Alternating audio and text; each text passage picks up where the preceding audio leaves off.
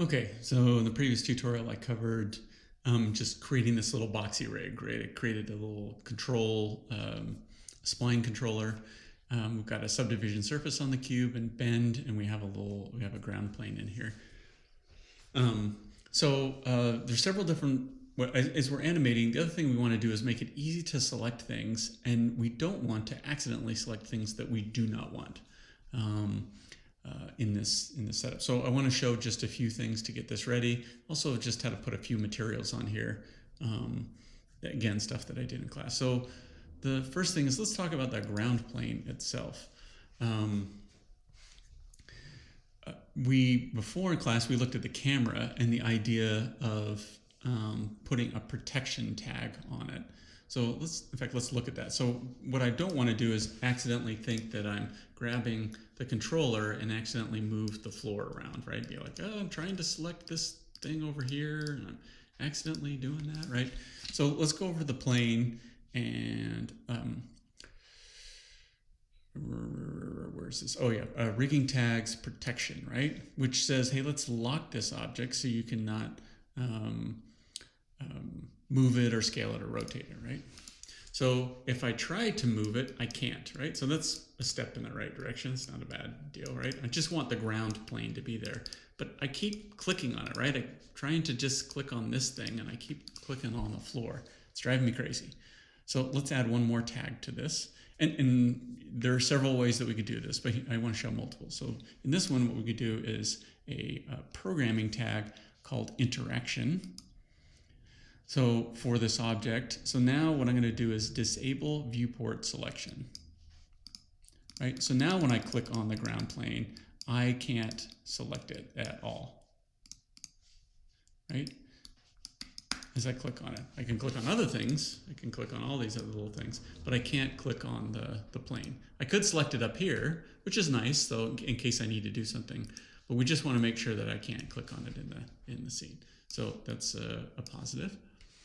The other thing is maybe another little thing in here is the controller.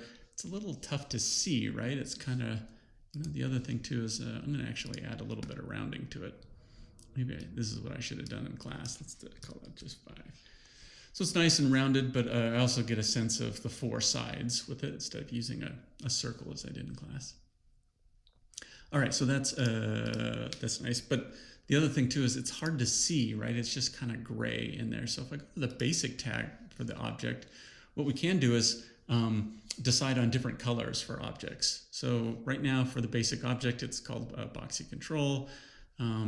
These little visible in editor and render are these little buttons that where I can hide things and turn them on and off. But there's also a display color. Don't think I really showed this part in class, but I'm going to turn that on, and let's give this a nice annoying. Let's make it blue. Right. So now there's my little controller. It's easy to see. It's easy to select.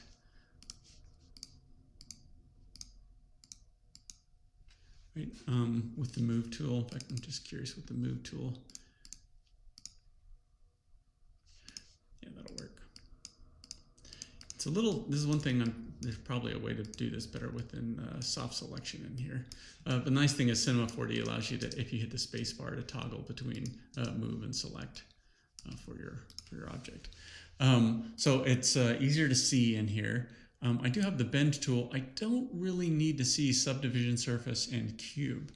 So the nice thing is that Cinema has a layer system, and it allows you to use the layers within a hierarchy. And we'll see what that means here in a second. So on the subdivision surface, right next to the little editor and render visibility, I click on this one here, you can see I can add to a new layer. And it will randomly choose a color for me. It chooses this little burgundy thing, and it named it layer. So if I come down to cube, I'm going to click on this layer icon again, and I'm going to say, you know what, let's add to a layer, and let's add it to that same one that just got called layer. Okay. So there is this layer in here, and the way that we manage these layers is just down here on the side we have the attribute tab, but we also have layers itself. And let's just name this Boxee body. Right, so this is, in fact, maybe I'd call this Boxee body layer. So I know it's a layer, I just want to set it up that way. And below here we have several different icons, and I'm not going to get into all of them, but this, like whether or not something's visible, whether or not something will render. There's some stuff for turning generators or deformers on and off, right? Whether or not they will evaluate in the animation. But this M right here is the object manager. It looks kind of like this hierarchy, right? And if I toggle that off, it will turn things on and off so that I don't see them up here. I'm just going to leave I'm not going to hide the plane right now, though I could, I guess, but right now I can't select it. It's not really in the way. So now I just have the controllers that I need. So if I click back on attribute for my object, I have the Boxee control for moving it forward and backwards. And I can also select the bend deformer. It looks like the bend is just parented to the controller, but again, it's just because the hierarchy is hiding those little objects that have been tagged in here. So very useful within the editor to be able to do that. Okay, so what else did I want to put in here? Oh, let's just add a couple of materials real quick. I'm just going to do the PBR materials for now. I won't do the redshift ones. We'll go into reflectance for the default diffuse. This is selected by default because it's the default diffuse, right? I'll just make that red for fun. And let's just drag and drop. I can drag and drop it up here, or I can just drag and drop it here in the scene. Let's go to the layers too, and let's hide that. Oh, and let's create another one. Materials, PBR, and let's put this one on the floor. And one thing we can do in the floor is, instead of just making it a flat color, again, reflectance, default diffuse. So instead of changing the color to make it something annoying like green, oh, it's horrible, right? Let's not do that. Undo. Let's choose a texture. And we're not going to load any images. What we're going to use is actually a mathematical image, if you want to think of it that way. So we'll just use checkerboard. So you can see they're now on the surface, right? The black and white is maybe a little strong. And I actually think the checkerboard is too big, right? These individual checks are bigger than I want. So let's click on the checkerboard. And when I click on that, these are the instructions that say, hey, here's how you make checkerboard. First are the colors, right? So we have white and black. Let's just make the white the value of that, right? So if there's no hue, there's no saturation. Let's just make this like 55 for the value. So it will be kind of a, just above 50% gray. And let's choose the black and let's go just a little bit below 50% gray. So it's 45, so it's a little softer on the eyeballs. The other thing is this UV frequency. So the U and the V are like the latitude and longitude of the surface, right? This is an easy surface, right? It's just a flat square. So it has its width and its height, if you want to think of it that way, or the latitude and longitude. And then how many times it should repeat this little texture. So if I did 1, right, you would see I would get 1 check, if you want to think it that way, right? So this alternating pattern. So we had it at 10 before. Let's try 20. I don't know. That's a little bit better. I don't want to make it too detailed. I don't want it to get too much noise back here. If I made it something like 150 by 150, it would, again, it would start to numb the brain a little bit, all that repetition back there. So I don't know, maybe 18 by 18. That seems right. It's just a little bit bigger than Boxee. The reason I'm doing this is in the example that I'll show here in a second. In the example animation, I just want to have something to measure the movement by, right? I could just use the grid of the wireframe if I wanted to. In fact, at this point, since I have a texture, maybe I'll go to that ground plane object, the attribute object, and let's just make this subdivision 1 by 1. So I don't have those lines anymore, and it's just the checkerboard that I'm using. But this will give me a sense of how much movement is going on with Boxee. Right, when I select that little controller there. You can see, I can see how far it's moving if that texture weren't there. It would just be within a sea of gray and hard to evaluate. Okay, so we have that in there. We've done this little section. What else was there that I wanted to do? I think that's it. Again, I set this up to, I just used the PBR materials with the idea this would be the physical render.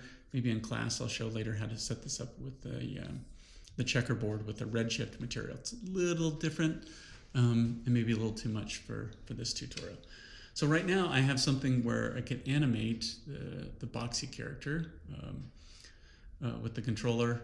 And what I told everyone based on the videos that we watched is try to animate this with the disciplines. I guess that's what Chuck Jones called it, the Warner Brothers animator. So let's set some restrictions for ourselves. What I think would be kind of weird for our character is if it wanted to go from point A to point B. What I'm going to do is switch this to animate now.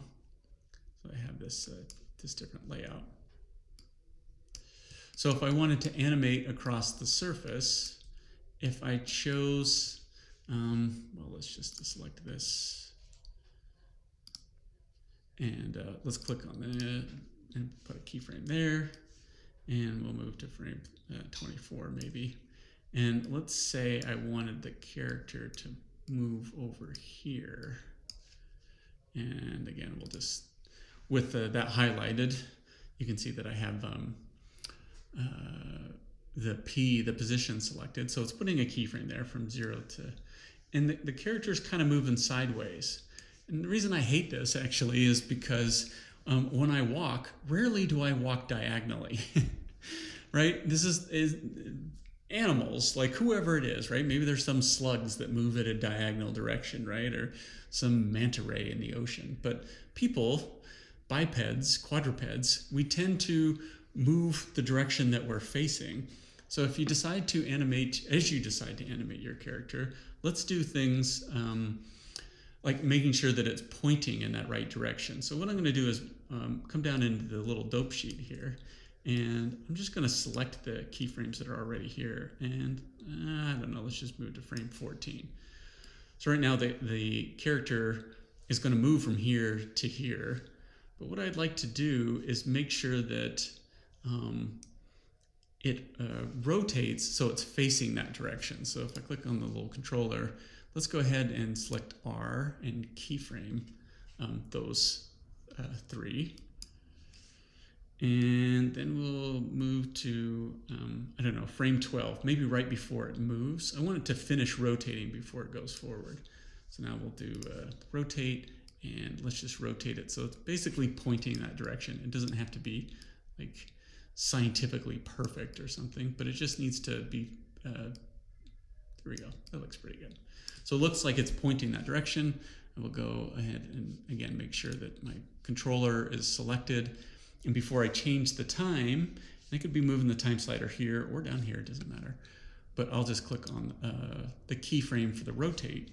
So now what we get is it rotates and then it moves forward, right? Hey, I'm gonna go over here. And of course, there's lots of little things that we could start to do once we figure out this basic timing and spacing. That's what we're dealing with here. So the timing of how it's going to move from these points, the spacing, how close these keyframes are, which are also related to the easing in and easing out of what it does. Let's go into the graph editor here. And if we look at the position, so we have these these 3 curves here that are defining how it moves to that space. You can see it moves slowly, and then it gets fast, and it moves. And the Y, it's not going anywhere. And the Z, it's doing the same thing.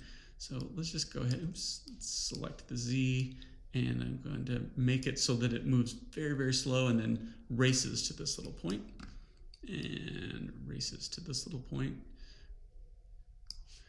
It's close enough. So let's just play this. And I guess the last point about this is that you can see it just hits this really quickly. So this is frame 38 here. Maybe what happens is the character starts. Let's go to the bend. And object, let's keyframe the strength. So it's at 0. And then as it races all the way up here, let's have it bent backwards like this. And we'll put a keyframe there. And then immediately after, because it hits so hard, right? So this next one, let's make it go in the other direction. And let's put a keyframe there. And let's find a better vantage point to look at this at. And I'm going to turn off the shaded lines. I don't need them anymore, right?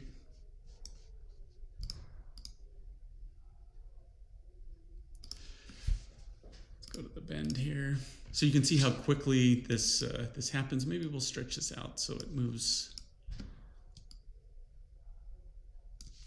So when it comes, it gets up to this point and then immediately starts to come forward. And of course we would animate this so that maybe it jiggles a little bit. I'm not gonna, where am I at? 16 minutes, I can do some of this. Copy, paste. So all I did here is I just selected I selected this keyframe and I moved the time slider to new point in time and I just pasted the frame. And the reason I did this, and this is just, it's not the best way to do this, but what I quickly want to see is how does this start to oscillate a little bit as an animation?